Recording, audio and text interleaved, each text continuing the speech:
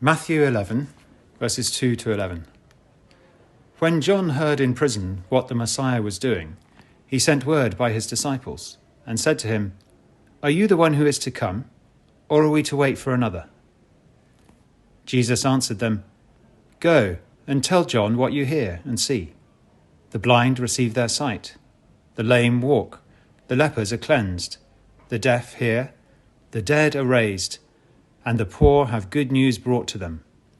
And blessed is anyone who takes no offence at me." As they went away, Jesus began to speak to the crowds about John. "What did you go out into the wilderness to look at? A reed shaken by the wind? What then did you go out to see? Someone dressed in soft robes? Look, those who wear soft robes are in royal palaces. What then did you go out to see? A prophet?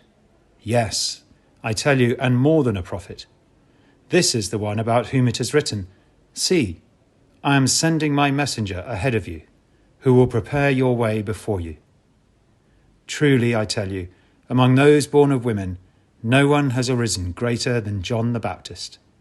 Yet the least in the kingdom of heaven is greater than he."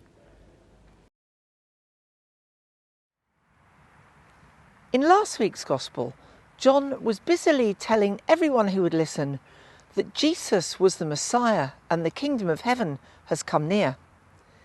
In this week's Gospel, John sends his disciples to Jesus to ask if he really is the one or whether we need to wait for another. What's happening here then? Well, John has been arrested and maybe he's had some time to think. Perhaps he's thinking that Jesus isn't quite acting the way that he thought the Messiah would act. It's often said that the people of the day expected the Messiah to perhaps rid them of the Romans. And Jesus wasn't really doing any of that. So John asked the question. And to be frank, it's always okay to ask questions of God. Sometimes that's where the progress happens. So what has Jesus been doing just before John sends his disciples to him? Well, in chapters 8 and 9 of St. Matthew's Gospel, St. Matthew recounts how Jesus embarked on a program of healing. He cured many people of their afflictions. He raised a girl from the dead.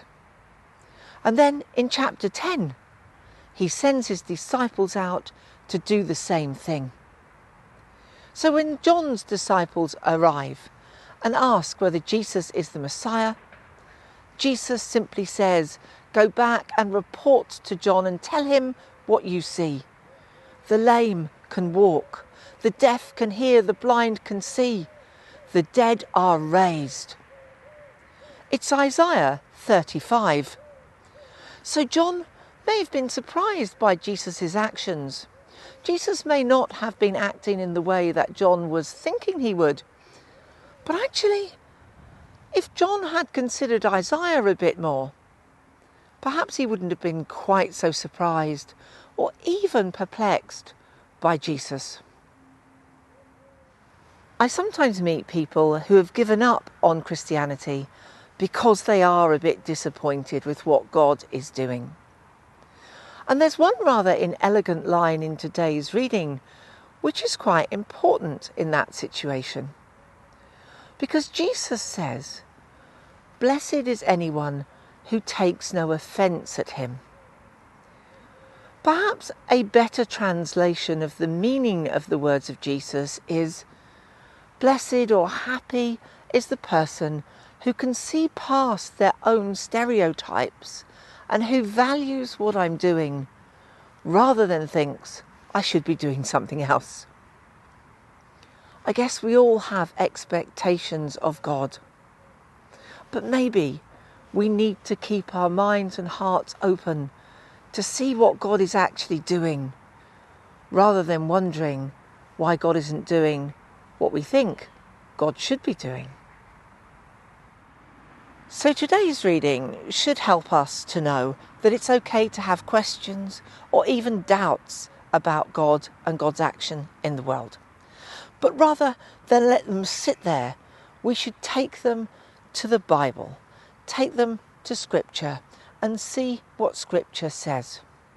But more than that, our discipleship surely is about loving God and following Jesus, but it's also about action. It's about doing what Jesus and his first disciples did.